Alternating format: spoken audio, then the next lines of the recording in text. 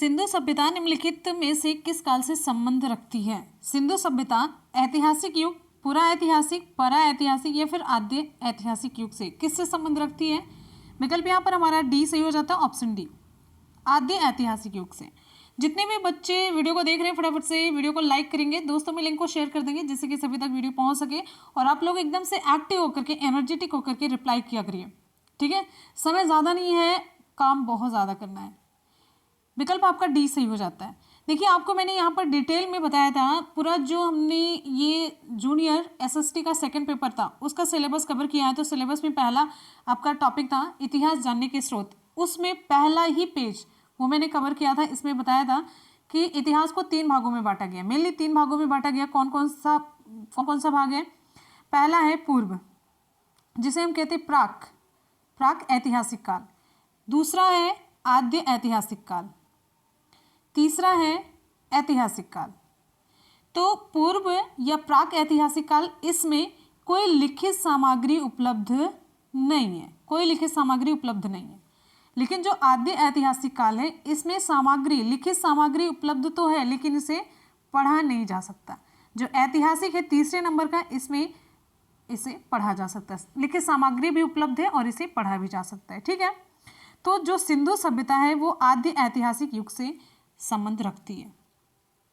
सिंधु सभ्यता काल के लोग लिखने की कला से परिचित थे, लेकिन वो उसे अच्छी तरह से पढ़ा नहीं जा सकता, सिंधु सभ्यता के लेख को पढ़ा नहीं जा सका, इसीलिए इसे आद्य ऐतिहासिक काल की श्रेणी में रखा गया, जैसा कि हमने अभी आपको कैटेगराइज करके बताया। अगले प्रश्न की तरफ चलते हैं। नेक्स्ट आपका क्वेश्चन आप सभी की स्क्रीन पर है। मोहनजोदड़ो का स्थानीय अर्थ क्या है? मोहनजोदड़ो का स्थानीय मतलब क्या है? जितना क्वेश्चन आप कवर कर लेंगे, इसमें से एक भी ऐसा नहीं होगा जो आपके एग्जाम में मतलब छूट जाए।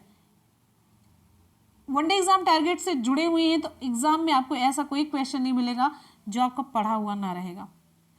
मोहनजोदड़ो का स्थानीय अर्थ क्या है? विकल्प कौन सा सही होगा? विकल्प यहां पर हमारा सही हो जाता है सी, मृत मनुष्यों का टीला। मोहनजोदड़ो का स्थानीय मतलब है मृत मनुष्यों का टीला, ठीक है? मोहनजोदड़ो को हम सिंध के नखलिस्तान के नाम से भी जानते हैं। किस नाम से? नखलिस्तान के नाम से भी जानते हैं। अच्छा, मोहनजोदड़ो की खोज कब हुई? 1922 में। किसके द्वारा हुई? राखलदास बैनर्जी के द्वारा। किसके द्वारा? राखलदास बैनर्जी के द्वारा। क्लियर है? चलिए,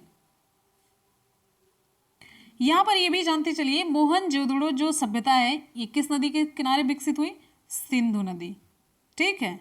चलिए, यहीं पर एक और इंपॉर्टेंट क्वेश्चन आप तैयार करते रहिए। हड़प्पा सभ्यता, इसके जो खोजकर्ता थे, यानी कि उत्खननकर्ता, जैसे इसमें आपको मैंने बताया राखलदास बैनर्जी, तो ये हैं दयाराम साहनी और माधव स्वरूप वत्स। कब किए थे? 1921 में हड़प्पा की खोज, ठीक है? और इससे संबंधित जो नदी है रावी नदी है। क्लियर हो गया? अगले प्रश्न की तरफ। अगला प्रश्न है, पेप्सिन होता है, पेप्सिन क्या होता है? हार्मोन, एंजाइम, विटामिन या फिर पोषक तत्व है? ऑप्शन यहाँ पर हमारा सही हो जाता है ऑप्शन बी, एंजाइम होता है। पेप्सिन एंजाइम है, ठीक है? ये जो पेप्सिन होता है प्रोटीन को पेप्टोन्स में बदल देता है। प्रोटीन को किस में बदलता है? प्रोटीन को पेप्टोन्स में बदल देता है।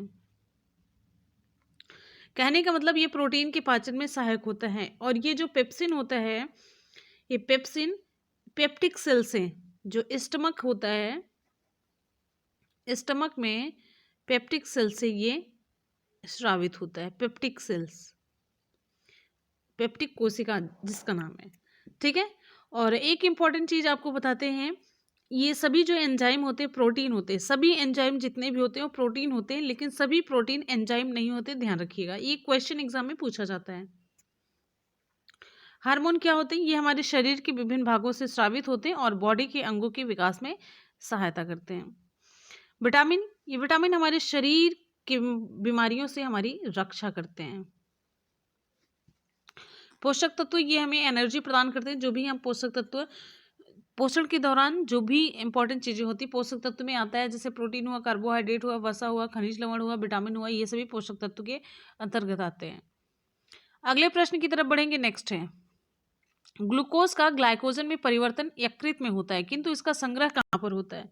ग्लूकोज का ग्लाइकोजन में परिवर्तन यकृत में होता है, किंतु इसका संग्रह कहाँ पर होता है, ये आपको बताना है। इसका स्टोरेज, ऑप्शन यहाँ पर हमारा कौन सा सही होगा?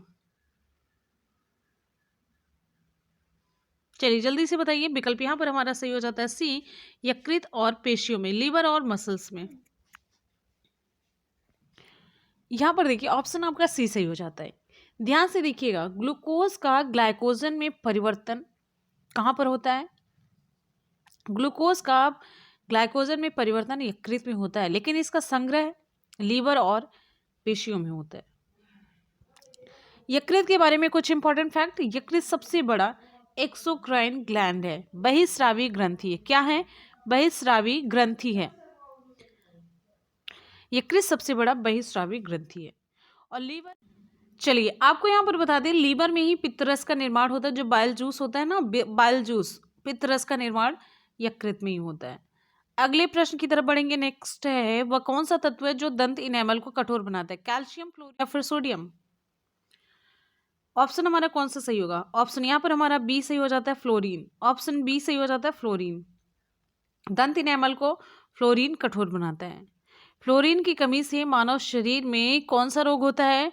फ्लोरोसिस होता है। फ्लोरोसिस नामक रोग होता है। फ्लोरोसिस नामक रोग होता है।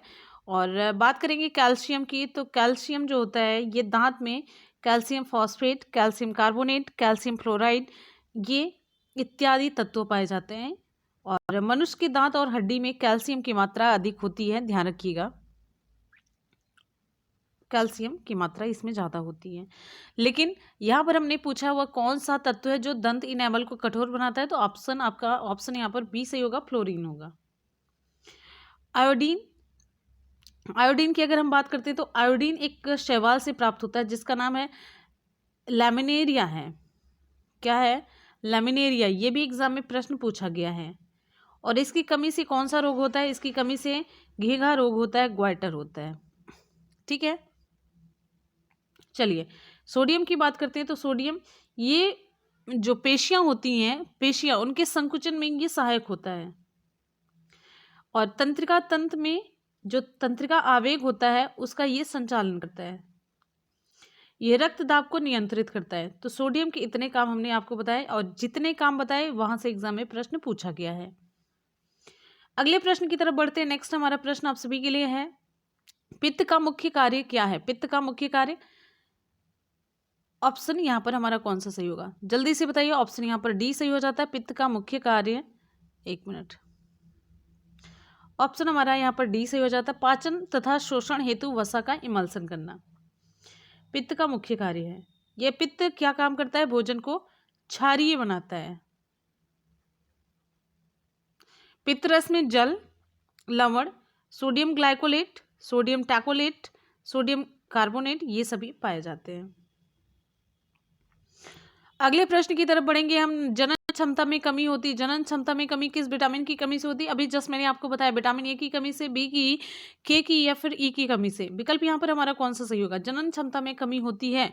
ऑप्शन यहाँ पर हमारा सही हो जाता है, ऑप्शन डी, विटामिन ई की कमी से इसमें जनन क्षमता में कमी पाई जाती है।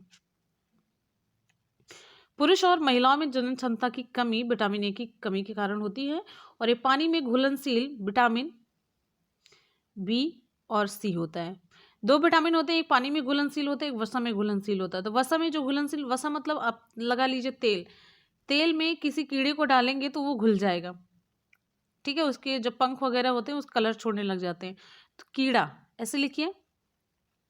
विटामिन के, vitamin E, vitamin D, vitamin A, ये सभी वसा में घुलनशील विटामिन है। और बचता कौन सा है? विटामिन बी और सी, ये सभी पानी में घुलनशील हो जाते हैं। ठीक है, अगले प्रश्न की तरफ चलते हैं। और सारे यहाँ पर जितने भी विटामिन थे मैंने इसके बारे में आपको डिटेल में पिछले स्लाइड में बता दिया। अगला हमारा प्रश्न है, विटामिन की खोज किसने की? विटामिन की खोज किसने की? ऑप्शन बी हमारा सही हो जाता है, विटामिन की खोज की थी फंक ने। अगला प्रश्न आप सभी के लिए, डीएनए में होते हैं, डीएनए में एमिनो एसिड्स, पेप्टाइड्स, पेप्टोन्स या न्यूक्लियोटाइड्स? ध्यान रखिएगा, DNA deoxy ribo nucleic acid है इसका फुल फॉर्म। डीएनए का फुल फॉर्म है डीऑक्सी राइबो न्यूक्लिक एसिड। ये बना हुआ होता है न्यूक्लियोटाइड्स का,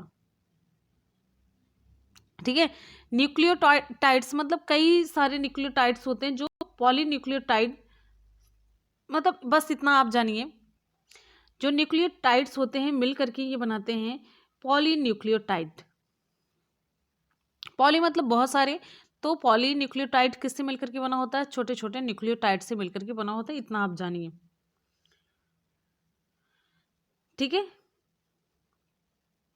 चलिए अब यहाँ पर आपको बताते चलते हैं ये कि जो ये एमिनो एसिड होते हैं, एमिनो एसिड मैंने आपको बताया है प्रोटीन। जैसे देखिए ये पूरी, ये यहाँ पर ये पूरा प्रोटीन है।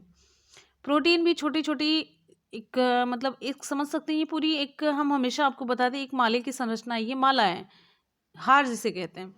तो माला छोटे छोटे मोतियों से मिलकर के बनी होती है, तो ऐसे ये माला को समझिए आप, ये प्रोटीन है, और जो छोटी छोटी मोतियां हैं ये अमीनो एसिड हैं। कहने का मतलब अमीनो एसिड प्रोटीन की सबसे छोटी इकाई है। अब बात समझ में आ गई होगी, ठीक है।